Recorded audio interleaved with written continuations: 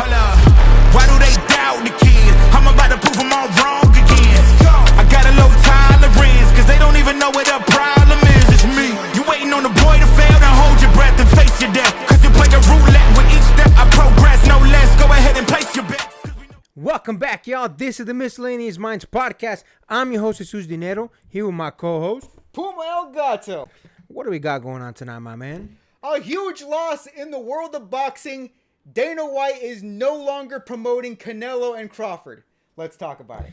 Listen, if you couldn't sense the sarcasm in my brother's intro there, I couldn't be happier that Dana White is no longer promoting Crawford versus Canelo. And listen, I'll be honest with you guys. If you guys watched the previous video, I was never a fan of this man being a part of the boxing world in any way, shape, or form. So to see the fact that now this other group, Sella, I guess that's still part of Riyadh season, is promoting it, I'm all for it. Again, I don't know anything about this particular group. Watching and looking at the comments, looking at what some experts had to say, kind of a little bit of a came out of nowhere announcement that this Sella group is promoting it. But listen, it is what it is. As long as Dana White is not in it, I'm more than happy because, listen, when it got announced that Dana White was the one that was going to be promoting, I instantly got mad because we all know, obviously, Dana White is trying to get in the box game. He has been for many, many, many years.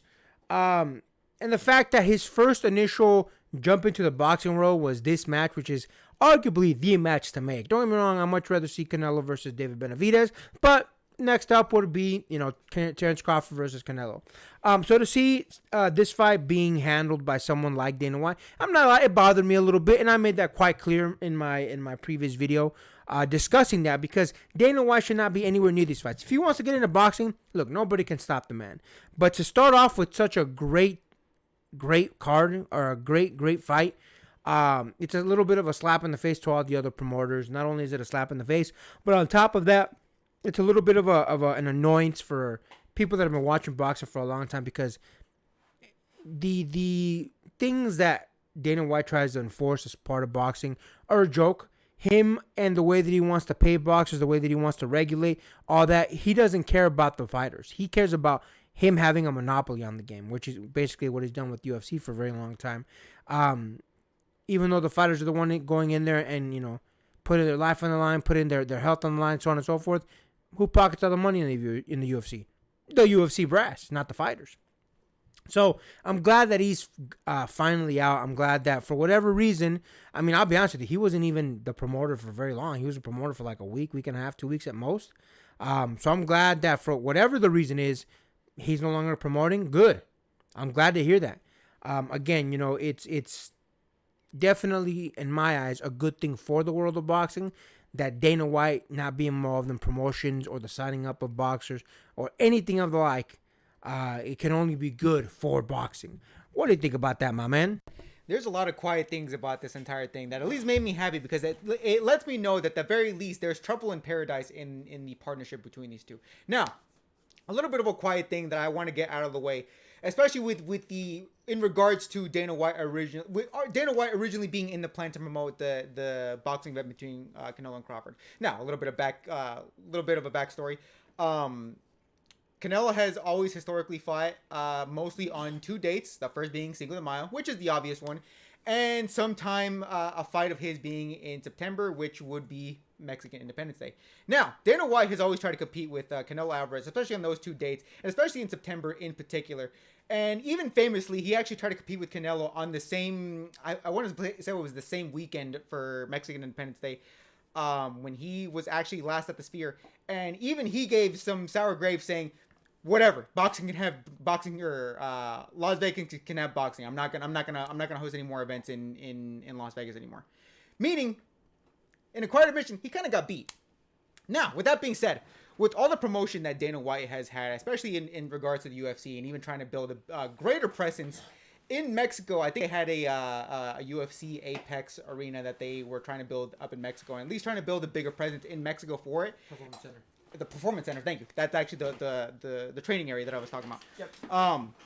Trying to build a bigger presence in Mexico and even trying to get more of a bigger, or at least attempting to get a bigger foothold, especially in Las Vegas, being the fight center of the world around Mexican Independence Day, leads me to believe that originally Dana White was trying to have a bigger Mexican audience and even a bigger Mexican presence, and especially in a very important time of the year for him. But the fact that he was originally going to be busy with the boxing event as opposed to his hosting duties at the UFC leads me to believe this is more of a quiet admission that boxing, by and large, no matter how much Dana White would want to, is bigger than UFC. By virtue, him promoting boxing over UFC in that same time frame kind of is a quiet admission. Like, yeah, boxing would be a bigger priority over the UFC. I know he doesn't want to admit that, but if that was the original plan, what else do you have to say about that? Two, there's another quiet thing about this. So originally, Dana White was actually trying to, at least with TKO Boxing, I know they said TKO Boxing wasn't going to be a name, but this is the placeholder that they have right now. They were actually, or at least Dana, with his plan, was going to try and get more of the undercard boxers, at least trying to, like the prospects, the ones that are going to be hungry and young for a fight. He was originally going to have those guys transfer over to TKO Boxing and then build some stars up. But there's been heavy speculation on the end of Turki Al-Sheikh that he disagreed with that. And you can see with his tactics, especially with Canelo Alvarez trying to pay him, bring out the Brinks truck and trying to get him to negotiations for the bigger scheme, that Turki Al-Sheikh says, no, we need the bigger stars first for TKO Boxing if we're going to survive. Now, you can understand these two philosophies are going to butt heads against each other, which, again, I can't confirm if that's true. But given that those two different philosophies for where TKO Boxing would go, and given that Turki Al-Sheikh was basically the man behind the reins, and the fact that Dana White would be on the lower totem pole being the promoting of the event, and the fact that they would have had two different philosophies for this, it leads me to believe at the very least there's some disagreement going on behind the scenes. But what do you think about that? Am I a little off in my analysis, or what do you think about that theory? Listen, man, there's definitely something going on, obviously, because, you know, when on that night, when Turki announced the fight between Crawford and Canelo was made, and maybe the next night or something like that, it was announced that Dana White was going to be the promoter for it. So for something like that to be announced, right, and then so quickly taken back, there's clearly a disagreement in philosophies, maybe, in how they want to handle it, whatever you want to call it. So again, I'm not going to cry or shed a tear for Dana White, because I don't think he should be anywhere near boxing if he plans to treat boxing the same way that he treats the UFC fighters. And listen, Dana White did everything possible to try and show that he could beat Canelo. He had the Sphere, he had the whole show, he had even one of his own, and even though I disagree with it, self-made stars, the Sugar Sean, he tried to outshine Canelo, and it didn't work. He did less numbers than Canelo, despite his damnedest, the Sphere, the movie-like atmosphere, selling tickets for an insane amount, trying to stack the car with some, you know, to be fair, a few Mexican stars. He just couldn't beat him. And yeah, like you said, he did end up admitting defeat at the end of it. Like, oh, whatever, you know, Vegas can have boxing. He admitted defeat.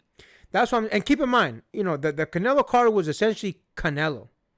Like, he was the one that really brought in the big money, the big attention, all that good stuff. So one person beat out your entire card. And that's why I think Dana White's ego is too big to be able to work with somebody like Canelo, and maybe that's part of the reason. Again, I don't think, generally speaking, I don't think Canelo gives a shit about that kind of stuff.